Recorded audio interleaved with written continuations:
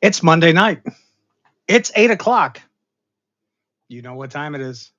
It's time to talk TV right here on Nerd Initiative. As always, somebody play the intro.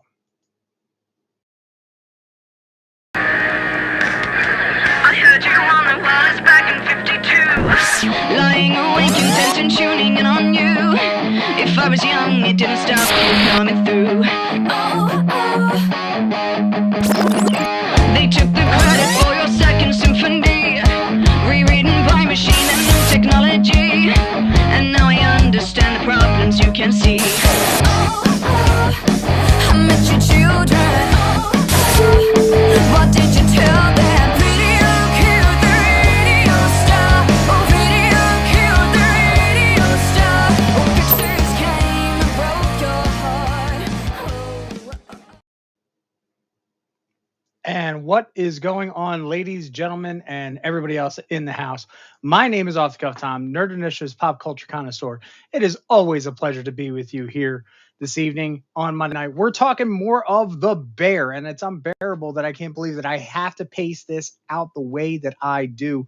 But again, I can't do 10 episodes, so we're talking episodes 3 and 4 this evening. So hopefully, if you've watched the whole season, I can't wait to see what you guys have to say about it. If you haven't, what are you waiting for?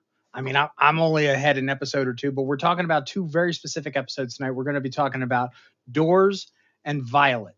Now, those are very significant names. You know, I got to give credit to, again, like I said last week, lots of credit to the team over there for just having the balls to really call episodes by one name. It's to titles by one name, not This Time in the Kitchen or Sauce on Side or whatever it is. It takes a lot of guts to be able to have the nays to really say, hey, we know what we're going to be doing, and this is what we're going to do it, and we're going to do it so well. So obviously we're starting right there. We got Carmi right there, and I just can't wait to pick apart these episodes with you. Now you have to excuse me. I was having a little technical difficulty. I was trying to figure out real quick. So give me 2 seconds. I'll be more than happy to talk. And then, you know, while we're at it, we're just going to make sure that we do the homework while I'm doing my homework here to get you guys all set up.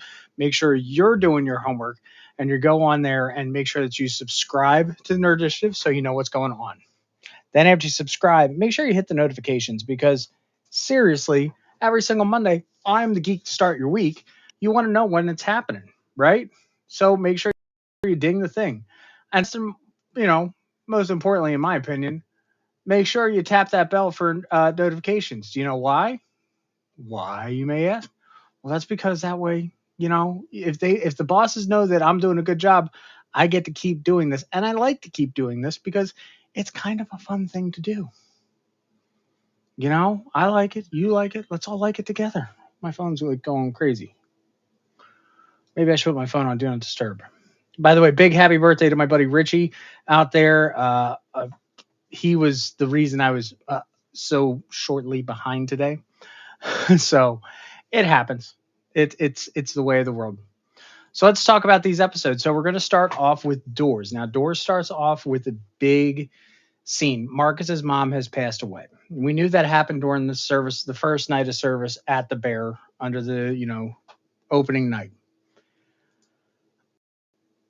I got to give everybody some kudos there for just saying, hey, we're going to shut down the restaurant. We're a family. We're going to do our thing. We're going to take care of each other. You can't say how wonderful that is. I keep saying that this show really triggers me in certain ways because it reminds me of when I used to cook, and it was because of my dad. One of the reasons why I got into cooking, and even the place I was at had sent people to the funeral from the restaurant I was at because my dad had passed away at that point in my life.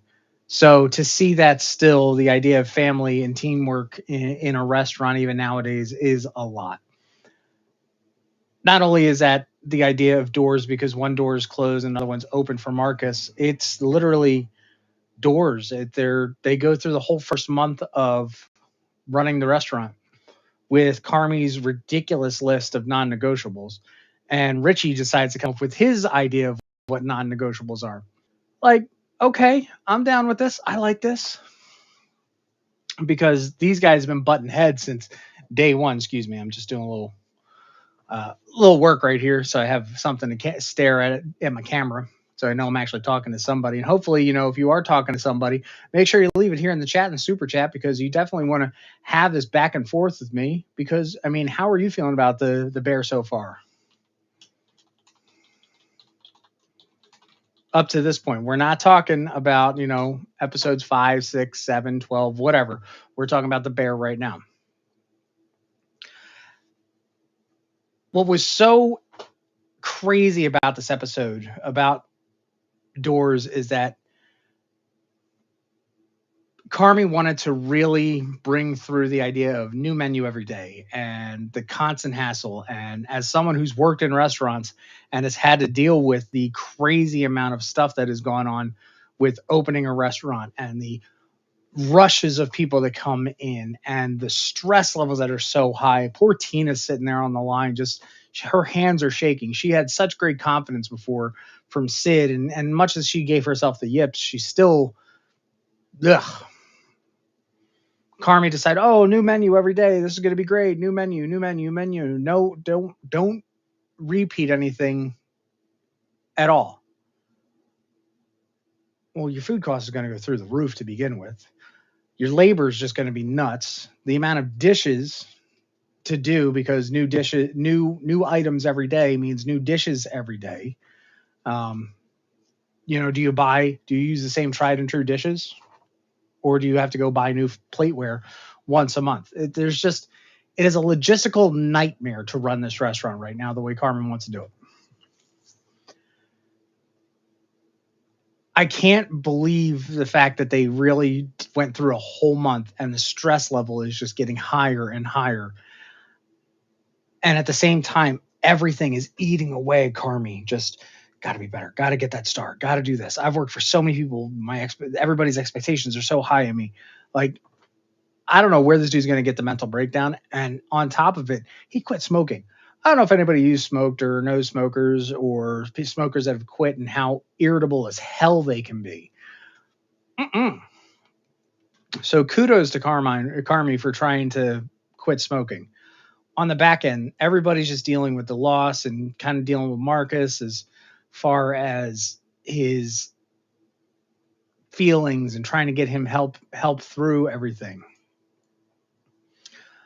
We see the stress here. Richie's coming in going, hey, we got to do this. We got to do that. Hey, I got to turn this table. We got an allergy here. We got to this, that, and the other thing. And because of the issues that happened on opening night, Carmi and Richie are not talking at all. And Sid, unfortunately, is being the go-between. And that's not her job. Her job is a chef de cuisine. She should be the sous chef, the partner. That's a whole other thing we haven't even talked about yet. She's got to do her thing. And the problem is she can't do her thing while she's trying to play seesaw between these two type A personalities. And A stands for something else. Catch my drift. Sorry, it's a little warm in here. So the stress level, the heat itself, everything is just building and building and building. Don't repeat yourself. Like I said, I honestly saw this episode and was like, okay, don't repeat yourself, but you're still using the same techniques. So is that innovative or not? Poor Tina. It's just crazy. And then finally one night, they realize they got to add another turn, a turn being how many of the seats fill again to be able to be profitable. So they open it up for another half turn. So they do 2 whole rounds and then a half a turn.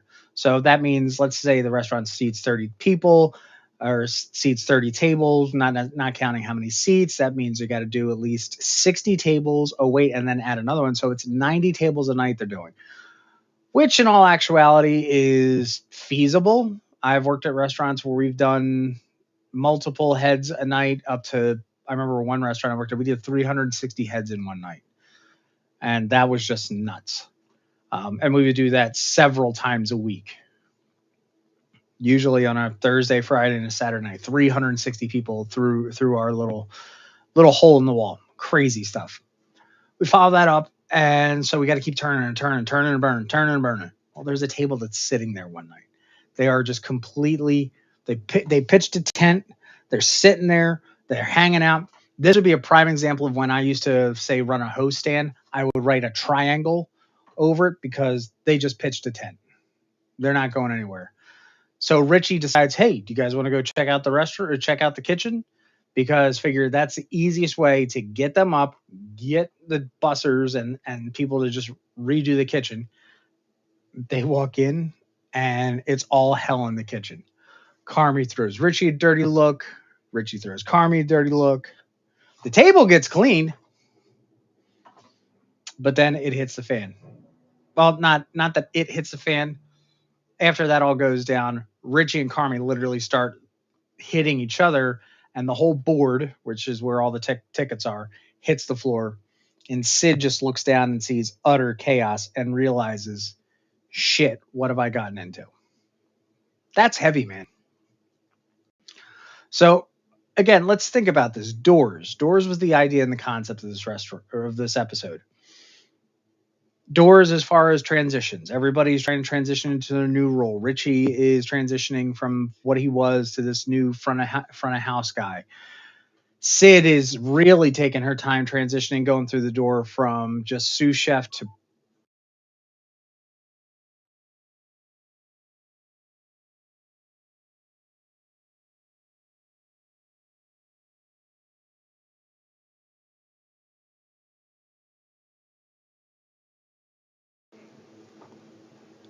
And this is why we do it live because sometimes, technical things happen.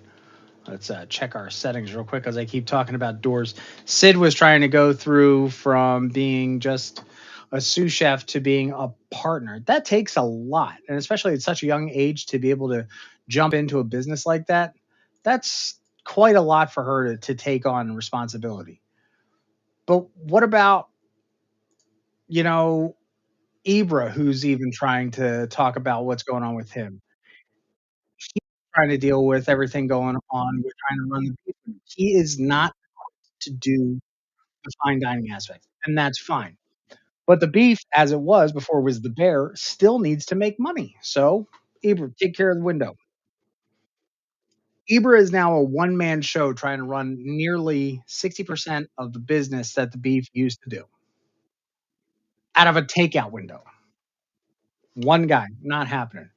That'll get resolved later, I bet. So, again, there's everybody's going through a door. Everybody's going through a transition right now. And it's a really great way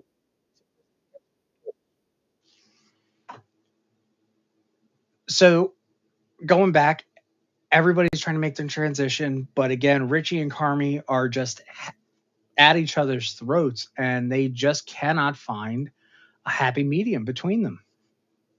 So what are we going to do? We're going to fight it out, and then next episode.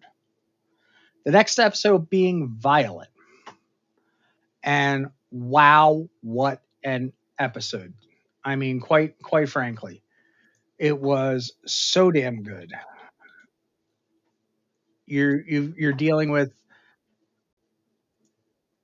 a whole ton of things. One, we get. Let me go through my slides here. Oh yeah, here's another one. So while Richie's trying to do front of house with the last episode, trying to bring the surprise aspect in that he learned while doing his little apprenticeship, uh, Carmine's like, "What the are you doing?" It's a pinata in a fine dining, new concept restaurant. Like, my goodness, and I don't blame him. I mean, I work in hospitality. You've got things set to do this, do that, do this, do that, and then it just throws it to the wind. So we get to the next episode, and it opens up, and Sid is at home with her dad, played by the amazing Robert Townsend, Meteor Man himself. I mean, he's done a lot of other stuff, but come on, I'm old. It's going to be Meteor Man, and he just wants his daughter home. She's ready to go back out into the world. While that's happening, Sid starts heading off to work, and she runs into a fellow chef, from Ever, from the Ever restaurant, and he says, "Oh yeah, I was there. It was great. It was good. Um, by the way, love what you're doing. Doesn't feel much like Carmi." So I was like, "Okay, well, what's a Carmi menu supposed to feel like?" Um, on top of it, it's just crazy just thinking about everything, trying to figure out, well, are the critics coming? Is this coming? What's happening? These are all things that happen in the first time a restaurant opens. Now the facts, facts. I don't know how you spell it, but those two nitwits, they decide, hey, Carmi, we're going to help. We're going to put up pictures of all the critics here in town. So Carmi walks in the office and literally sees a firing squad right in front of his face. Now he's already so wired and so high strung for everything going on right now. Do you think that helps? Fact, no, because that's a guy's last name. I'm not using it a bad word. FAK. That's a guy's name. Just checking. Richie, on the other hand, is dealing with stuff right now because his ex-wife is getting remarried, and my God, seeing Richie, Elon Musk backrack to how he plays a single father with his daughter. It is so sweet and so genuine that he goes and he drops off his daughter. And the best part is, we'll talk about that one in just a minute. We get a special cameo. It is Josh Hartnell. Where the hell's Josh Hartnell been? Josh Hartnell is going to be playing the love interest for, Richie's ex-wife and soon to be stepfather to his daughter. And like, oh wait, Josh Hartnell, where do I remember him? Some movie in the '80s with a really bad bowl cut. Like, that's fantastic. Like, again, they're still pulling in so many cameos, and we're on season 3. Don't get me wrong, season 2 had probably some of the best cameos that whole Christmas episode. We know we're going to see them again because we had flashbacks during the first episode. But Josh Hartnell's like, hey man, I think I did wrong by you, and I'm just trying to be open and everything, which I think is sweet and honest. But it's kind of funny how much Richie's just shooting him down simply for the fact that he's not. He always talks about all this, metaphysical and the ideas of being a human. But when somebody tries to give him some advice or be open with it, he shoots it down like nobody's business, and that was hilarious. All right, so let's go back to some of these other things going on. So again, Sid wants to move out, right? And then Sugar, I love the fact that we're getting a little bit more sugar in here. Everybody needs more sugar. She's dealing with the issues right now of being pregnant, and not only being pregnant, but she's also dealing with the idea of motherhood, especially in regards to, hey, I don't want to be a screw up like my mom. Okay, I'm not saying Jamie Lee Curtis is a screw up. God love her; she is amazing in the show and anything else she does. But the character she plays, total screw up, as far as I'm concerned. And she's worried that, whatever her mom's issues have been passed down to her, and then that's going to get passed down to her kid. And I'm like, that's great. That's what every single mom has to worries about. So to take that and to put it in real light and put it in front of everybody, again, that's why the show is so good. It talks about the reality of being a human being, and it also talks about somewhat of the reality of restaurants. I mean, I'm still wishing I got a little more restaurant, a little less reality, but I like them equally. Again, I still come from a cook's background, obviously, culture. So it's big, but the big thing that really opens up in this episode is the fact that the episode's called Violet. Why is it called Violet? Well, we find out as I just blanked. I totally just blanked. As the pastry chef is finally going to work, he sees some violets, and the best part is that his mom, who had just passed away, had loved violets. Marcus, that's his name, Marcus. and he saw one random one still living on this tiny little vine on a piece of cast iron fence. And it's really beautiful the fact that is in urban decay you can find something so lovely. So he decides that he wants to do a dish for his mom.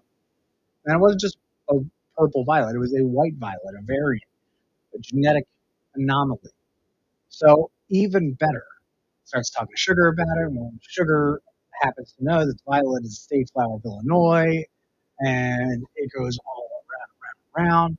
And how wonderful is that that he wants to make a dish in honor of his mom? You can't go wrong with that. On the same time, we see still over on the beef window, everything is just going to crap.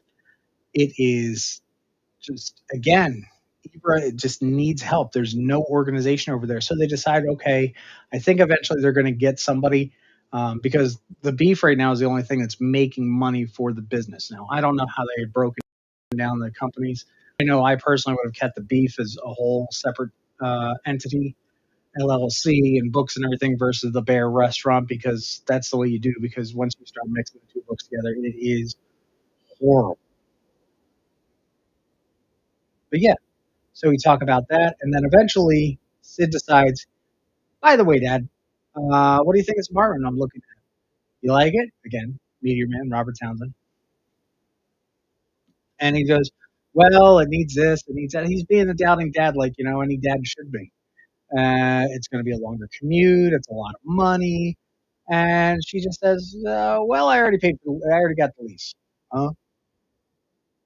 And that's it. You have no choice. So that's, so well, let's go get a couch. Yeah, really one of them L-shaped thingies. Yep, we're going to secondhand. Buying secondhand because she's cheap, she's young, and she's broke. She still hasn't signed the agreement yet, and that's again still saying a lot. She's very hesitant on jumping through to the next step. Again, going through that, like we mentioned in the last episode, that door. It's really showing up here that the bear is really trying to round out everybody's character. I know Tina has been featured less and less, and I don't know if that's because the actress just got wanted less screen time or how they're doing that, but I think she'll be addressed at some point. Eber's doing great. Front of house, they're doing okay. Again, uh, good news and bad news because stuff comes up when Richie is talking to Sugar about, oh, by the way, this is what it's like being a parent. Ring, ring. Guess what? It's the Chicago Tribune saying, yeah, we've been ready for a photo shoot now.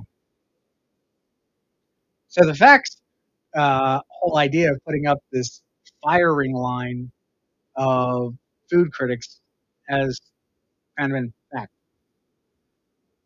simply for the fact that the critics already been there.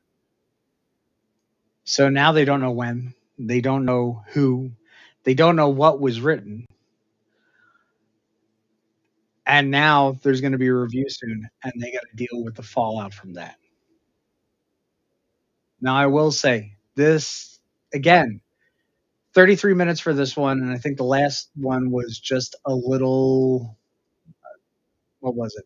30 minutes. So 63 minutes, two whole episodes that went by so quick, unbelievably quick, because that is how well the story and show is written. It is literally done with almost an ADD perspective because that's how fast you need to be in the restaurant business. That is where you need to be when you're paying attention, when you're trying to do 49 things all at once. It's just nuts. The fact that, always high stress. I mean, look at Carmi right now. Look at his face. He's like, all right, where's my order? What is going on with this? He's really just dived into such a self-destructive spiral that there's still 6 more episodes I gotta watch, and I think it's gonna be worse and worse and worse, and it's just gonna blow up. The drama in between the characters is great, but at the same time, the open and rawness of the characters really elevate the series. It's not so much as a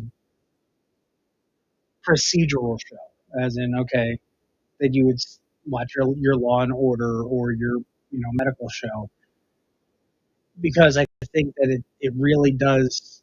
There's no start, beginning, and end, because 10 episodes is the whole thing, and that's really where we're at. And we're only on episode 3 and 4 for this, for us to talk right here. I can't wait to see where this goes. I may have gotten ahead one episode, just so you know.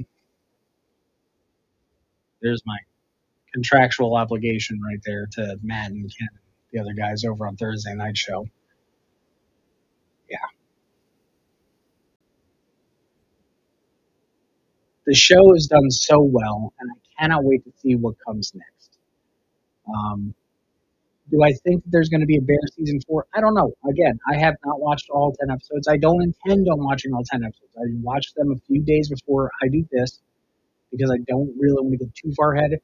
But I was just in my zone and then realized what was up and like, okay, cool. What do you think of the Bear? I mean, do you really like seeing this whole personal aspect in the season, or do you want to see more raw cooking and talent and stuff that comes out of that? I know where I'm at. I would kind of still like to see a little bit more food side of this, but again, it's all the interactions and issues of running a restaurant is now is what's been brought to light with this season. So I think it's serving its purpose that way, and it's also showing people. It's not. I hope it's not dissuading people from opening their own restaurants and doing their own businesses.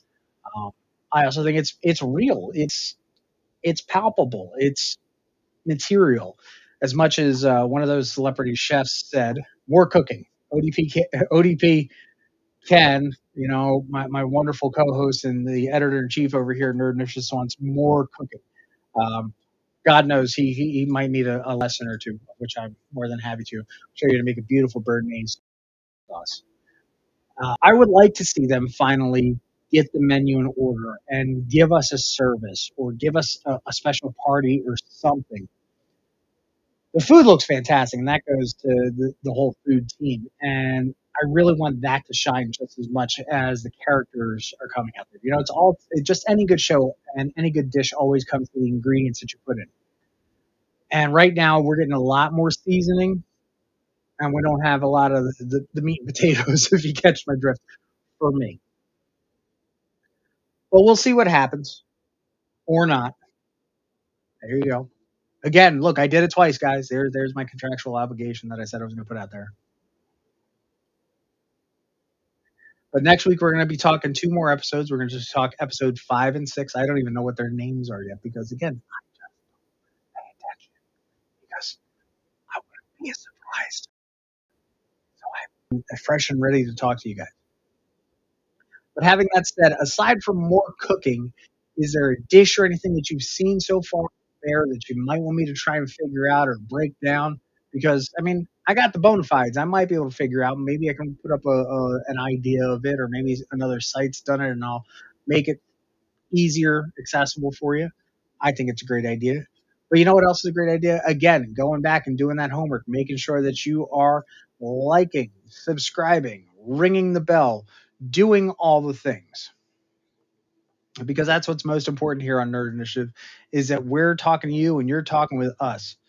And when all is said and done, you can't go wrong with it.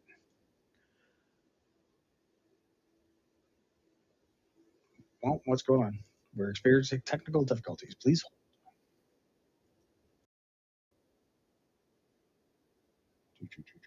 push the button. All right. Yay, that's why we do this live. There we go. And we're back. So yeah, there's all kinds of stuff going on here on Nerd Initiative. We've got all these great new shows coming on. We've got my show here on Mondays, Tuesdays, turn a page. And let's get those QR codes up because you know what? It's our initiative. And what's the one thing we love more than talking to you? It's our QR codes. So tomorrow night, turn a page. Sadly, Ken is going to be on extra special assignment, doing something. I think that there's some adamantium or vibranium involved and some light arrays. I don't know what's going on with him, but we are having a contest. And as a matter of fact, we can check those results right now live here on the internet. Let's see who won. Nerd Initiative, Twitter. because it is Shark Week, and we decided, hey, why don't we do a Shark Week poll? You guys all get to pick exactly what's going on here. So let's see. Who, where is, and the winner of the poll, Jeff the Land Shark. Yay! A landslide, 55.6% versus King Shark, 33.3, and then something else as 11.1. Because I mean, who doesn't like Shark Week? So that means we're going to be doing a story about Jeff the Land Shark tomorrow night. So we're going to get in the turn of page bullpen right now. As soon as I'm done on this, we're going to figure out what story, and then tomorrow night we're going to bring it to you and talk about probably the most cutest shark in the whole wide world for Shark Week. Jeff the Land Shark. Again, tomorrow night on Turn of Page, we're going to have that. Later this week, it's going to be Wrestling Night Live, straight in from the top rope. You can't go wrong with that. Again, if you are not subscribed here, Nerd Initiative TV Talk, that's me, off the cuff time. Once we're done doing the bear, I'm not sure exactly what we're doing just yet. After that, I might take a break from doing serialized shows. We might do a throwback episode. I'm not sure. We'll figure out what we're doing. But again, in the meantime, you let us know what you want. Make sure that you're subscribed. Make sure that you're right there on that QR code. Make sure that you know new comic book day. So we have new comics every week on Wednesday. And don't forget, DC's not releasing anymore on DC Tuesday. They're releasing everything on Wednesday. So that means we're going to have even more reviews for you to check out on Wednesdays. It starts at 9 a.m. and it keeps going all day. And again, it's con season. All right. Speaking of con season, I just had a wonderful interview with Brandon Benfield from Ranger Sponsors International. It's here on our YouTube channel.